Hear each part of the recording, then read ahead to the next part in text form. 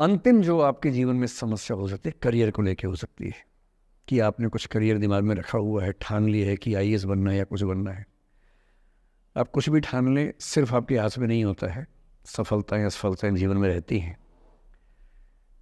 10-11 लाख लोग आईएएस का फॉर्म भरते हैं, 5 लाख आईएएस का एग्ज़ाम देते हैं, 1000 का सिलेक्शन होता है। हर एग्ज़ाम में घुमा फिरा की यही स्थितियाँ होती हैं। पॉलिटिक्स में, स्पोर्ट्स में, बिजनेस में, हर जगह कंपटीशन इतना है। सफल होने की जितनी संभावना है उससे कई गुना संभावना विफल होने की हर क्षेत्र में है। सफल नहीं हो पाए तो क्या करेंगे? और मैंने ऐसे लोगों को देखा है कि आईएएस नहीं बन पाए 20 साल पहले और 20 साल से रोज घुट रहे हैं कि आईएएस नहीं बन पाए। रात दिन यही ख्याल होता है कि आईएएस नहीं बन पाए या पीसीएस नहीं बन पाए या कुछ खास सोचा था जो नहीं कर पाए। तो मैं आप लोगों से निवेदन करूंगा कि यदि आपकी आर्थिक पृष्ठभूमि ऐसी नहीं है कि जो बहुत मजबूत हो, तो हमेशा एक बैकअप ऑप्शन ज़िंदगी में लेके चलिए। किसी करियर को दिमाग पे इतना हावी मत होने दीजिए कि वो नहीं मिलेगा तो कुछ नहीं होगा। आप उस दौर के व्यक्ति हैं जहां इतने ऑप्शंस दुनिया में हैं जितने कभी नहीं थे। इतने ऑप्शंस हैं।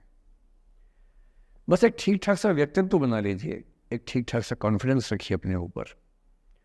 और यदि आपके पास बेसिक स्किल्स हैं, भाषा की, चिंतन की, समझने की, कैलकुलेशंस करने की, प्लानिंग करने की, स्ट्रेटेजाइज करने की, और मेहनती आप हैं, मैं गारंटी से कह रहा हूँ कि इस दुनिया में कंपटीशन नंबर्स में बहुत ज़्यादा है, कायदे का कंपटीशन नहीं के बराबर है। बहुत मजबूत लोगों से आपको भिड़ना नहीं पड़ता है।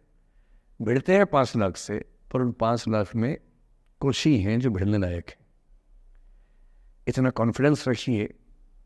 जैसे कहते हैं ना कि हम भी दरिया है, हमें अपना हुनर मालूम है, जिस तरफ भी चल पड़ेंगे रास्ता हो जाएगा।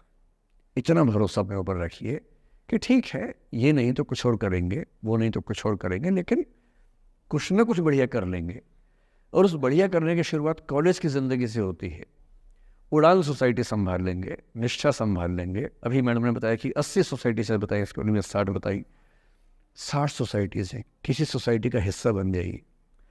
ये सोसाइटीज़ का हिस्सा बनने का असली पर्पस क्या है? इसी बहाने एक्सपोजर मिलता है, आप कुछ करते हैं, मंच पे आते हैं, लोगों से मिलना जुलना होता है, स्किल्स डेवलप होती हैं, और अंत में जो जीवन में काम आता है यही स्किल्स काम आती हैं।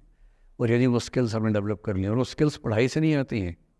जो क्लासरूम के अंदर की पढ़ाई है वो सबसे कम महत्वपूर्ण चीज़ होती है कॉलेज में।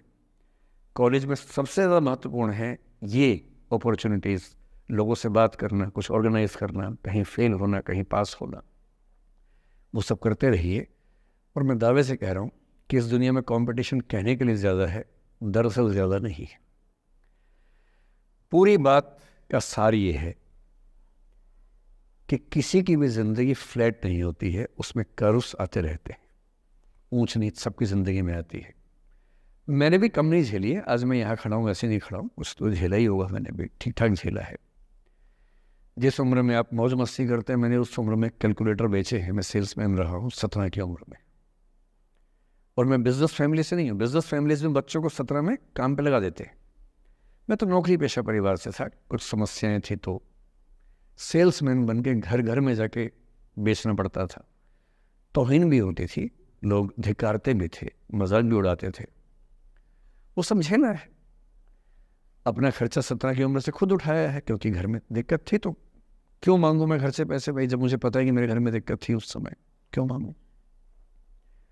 आपकी जिंदगी इस दुनिया के करोड़ों अरबों लोगों से बेहतर है, कुछ एक लोगों से खराब है। केवल उन कुछ एक पे ध्यान मत दीजिए, उन करोड़ों पे भी ध्यान दीजिए जिनसे अच्छी आपकी जिंदगी है। और इतनी कुव्वत आपके अंदर है। आप इस देश के सबसे अच्छे विश्वविद्यालयों में से एक, दिल्ली विश्वविद्यालय के सबसे अच्छे कॉलेजेस में से एक हंसराज कॉलेज में विद्यार्थी हैं। ये मजाक नहीं है। आप इस देश के एलीट हैं, एलीट। इस कॉलेज और यूनिवर्सिटी का नाम बोलते ही कितने बंद दरवाजे खुल जाते हैं, आपको अंदाज़ा नहीं है। आगे जाके समझ में आएगा। बस इतना करना है कि जब जब ज़िंदगी नीचे की तरफ जाए, थोड़ा सा हौसला बना के रखिए। कुछ ही दिन की बात होती है, हर चीज़ कुछ ही दिन की होती है। बहुत अच्छे वक्त में और बहुत बुरे वक्त में एक ही वाक्य कॉमन याद रखिए, कुछ दिनों की बात है, ये वक्त गुजर जाएगा। बहुत अच्छा हो तब भी ध्यान रखना है, आदत नहीं बनानी। बहुत बुरा हो तब भी ध्यान रखना है, ये सब खत्म हो जाएगा। सोशल मीडिया पर ट्रोलिंग आजकल का एक नया सच है जो आप लोग बड़ा मुश्किल होता है वो दिन झेलते होंगे। आपने एक फ़ोटो अपलोड की, कोई लाइक ही नहीं कर रहा, आप बार बार देखने घूमोगे लाइक किया कि नहीं किया। दोस्तों को फ़ोन करें, लाइक कर, तो लाइक कर, तो भी लाइक कर, चल 5 लाइक करवाए, 8 लाइक करवाए, नहीं लाइक हो रहा। फिर आपने कुछ ऐसा बोला, किसी ने उसकी छोटी सी क्लिप काट के चला दी और आप अचानक सबकी नज़रों में किरकिरी बन गए। गालियाँ पड़ रही हैं, आलोचनाएं हो रही हैं, लाखों लोग फतवे जारी कर रहे हैं आपके ऊपर। इतनी बेचैनी होती है इस दौर में। पहले के दौर में ये नहीं था, आपने कहीं कुछ बोला ख़त्म हो गया। अब किसी ने रिकॉर्ड कर ली, सोशल मीडिया पे आ गई, ख़त्म ही नहीं हो रहा। राइट टू बी फॉरगॉटन हमारे देश में है नहीं और प्रैक्टिकली संभव भी नहीं है। कैसे आप उसको अप्लाई करेंगे? आप कभी ना कभी कुछ ऐसा बोलेंगे, या तो गलत बोलेंगे या उसमें से कोई क्लिप कोई काटेगा। इतनी गालियाँ पड़ेंगी और पहली बार जीना मुश्किल हो जाता है। मैंने आज से 7-8 साल पहले 1.5 साल तक एंग्जाइटी की दवाइयाँ खाई हैं, जबकि मैं बहुत ही मस्त वाला किस्म का आदमी हूँ, मैंने खाई हैं। और जीवन में एक आध ऐसा दौर सबका आता है, आ जाना चाहिए। जब जीवन में एक आध बार ऐसा हो कि सारी दुनिया पीछे पड़ गई है, बहुत दिक्कत होगी, घबराहट होगी, बेचैनी होगी, एंग्जाइटी होगी, डिप्रेशन होगा, सब कुछ होगा। लेकिन एक बात ध्यान रखना, मेरी इस बात को ध्यान रखना, वो पहली और आखिरी परीक्षा है, उसके बाद कभी नहीं होगा। 8 साल पहले ऐसा कुछ हुआ था कि मैंने बहुत दवाइयाँ खाई, 1.5 साल दवाई खाई, 1.25 साल खाई दवाई। कारण पता था, कारण ठीक हुआ, दवाई छूट गई।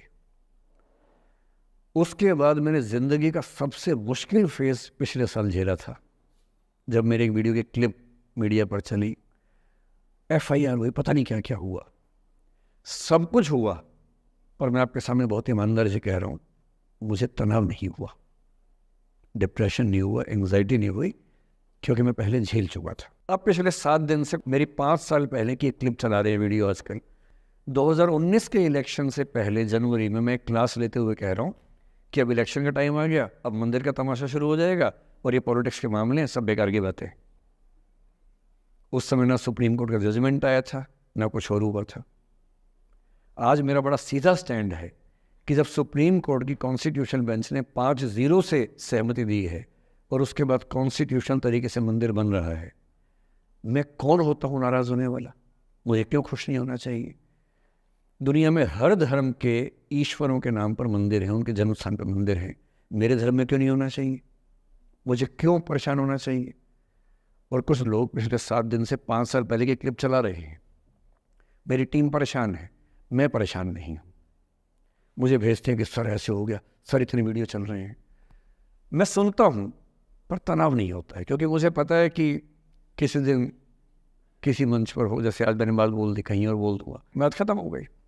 कितना लोड लेंगे? और आप लोड लेते रहेंगे तो दुनिया देती रहेगी। दुनिया के पास बहुत है देने के लिए, वो हमेशा देते रहेंगे।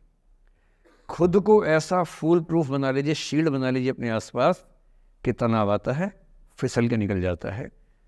और अगर आप तनाव झेलने के लिए समर्थ हो जाते हैं, लेट गो कर देते हैं, मैं दावे से कह रहा हूँ, सफल कितने होंगे मुझे नहीं पता, ज़िंदगी आपकी शानदार होगी, ये मैं गारंटी दे रहा हूँ। और जब जब बुरा अनुभव हो, जब जब जीवन में बुरा अनुभव हो, सबको होता है, आपको भी होगा। जब जब बुरा अनुभव हो, मेरा सूत्र वाक्य है, जो मेरे व्हाट्सएप का स्टेटस भी है परमानेंट, मेरे दिल में गुथा हुआ है, दिल पे छपा हुआ है, सबको बोलता हूँ, हर क्लास में बोलता हूँ, आपको भी बोल रहा हूँ। एक लाइन याद रखना, क्यों डरे जिंदगी में क्या होगा, कुछ ना होगा तो तजुर्बा होगा, उससे बड़ा कुछ नहीं है। अब मैंने ठीक ठाक टॉर्चर कर लिया बच्चों पर, इससे ज़्यादा करना शोभा नहीं देता। इसके साथ ही बात समाप्त करता हूँ। बहुत बहुत धन्यवाद सुनने के लिए।